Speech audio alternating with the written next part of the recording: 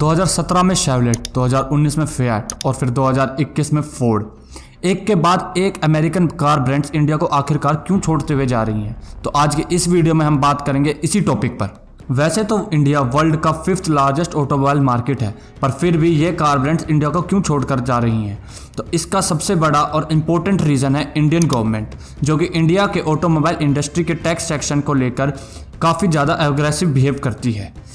एक car company को एक गाड़ी के ऊपर 28% GST और 22% सेस पे करना पड़ता है। तो चलिए आपको पहले बता देते हैं ये सेस होता क्या है। सेस जो होता है वो गाड़ी की लेंथ, इंजन और ग्राउंड क्लियरेंस के ऊपर डिपेंड करता है, जिसकी वजह से कार कंपनीज बहुत ही कम प्रॉफिट जनरेट कर पाती हैं। और अगर हम बात करें इंपोर्ट टैक्स के बारे में, अगर कोई कार कंपनी अपनी कार इंपोर्ट करवाती है और अगर उसकी कीमत इंडिया में 31 लाख रुपए से ज़्यादा है तो उसको 100% इंपोर्ट टैक्स देना पड़ता है, और अगर वही कीमत 31 लाख रुपए से कम है तो 60% तक का टैक्स देना पड़ता है। और अगर कोई कार कंपनी सिर्फ कार्स के पार्ट्स को इंपोर्ट करवाती है तो उसके ऊपर भी कार कंपनीज को ऑलमोस्ट 30% का टैक्स पे करना पड़ता है। और इन्हीं स्ट्रिक्ट टैक्स सेक्शंस की वजह से कार ब्रांड्स बहुत ही कम प्रॉफिट जनरेट कर पाती हैं। और दूसरा सबसे इंपॉर्टेंट रीज़न है लो R&D team in India. R&D का मतलब होता है research and development team.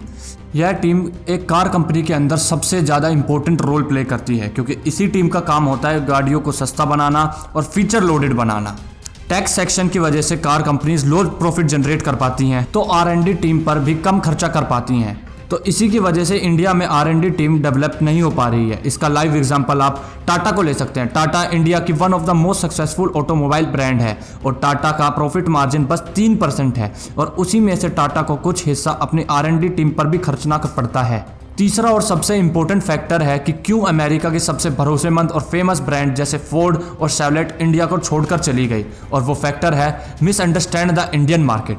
Ford company जो कि इंडिया में 25 सालों से थी, उन्होंने सबसे बड़ी गलती यह करी कि उन्होंने इंडिया में वही कार अपनी लॉन्च करी जो कि अमेरिका और यूरोप में लॉन्च करी थी, और वहाँ पर वो सक्सेसफुल हो चुकी थी। पर वही गाड़ियाँ जब इंडिया में लॉन्च करी गई तो वो फेल हो गई, क्योंकि अमेरिका और यूरोप के कस्टमर्स की नीड अलग है और इंडिया के कस्टमर्स की नीड अलग है।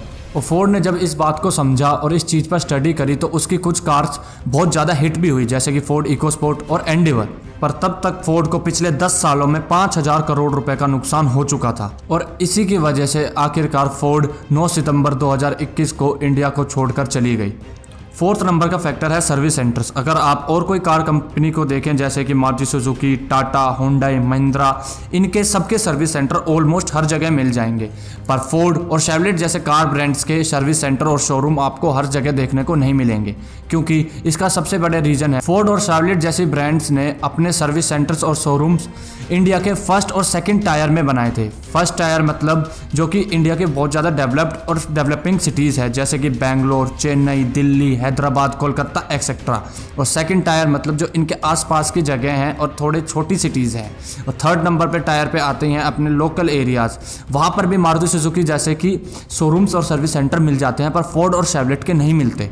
और अगर हम बात करें सेल्स की, तो 2020 में मारुति सुजुकी जैसी लो बिल्ड क्वालिटी और लो फीचर कार बनाने वाली ब्रांड की सेल थी 14,57,861 पीसेज। और अगर हम वहीं बात करें फोर्ड की, तो फोर्ड की सेल्स 66,415 पीसेस थी ओनली, जो कि 29% कम थी 2019 की सेल से। पर ये कार ब्रांड्स जाते जाते इंडिया को ऑटोमोबाइल्स के कुछ डायमंड्स तो देती ही चली गई, जैसे कि Chevrolet cruise, Ford Mustang and Ford Endeavour. तो यही कुछ फैक्टर्स थे जिसकी वजह से इंडिया को अमेरिकन कार ब्रांड्स छोड़कर चली गई। तो आज की वीडियो आपको अच्छी लगी हो तो लाइक करें, शेयर करें, चैनल को सब्सक्राइब करें।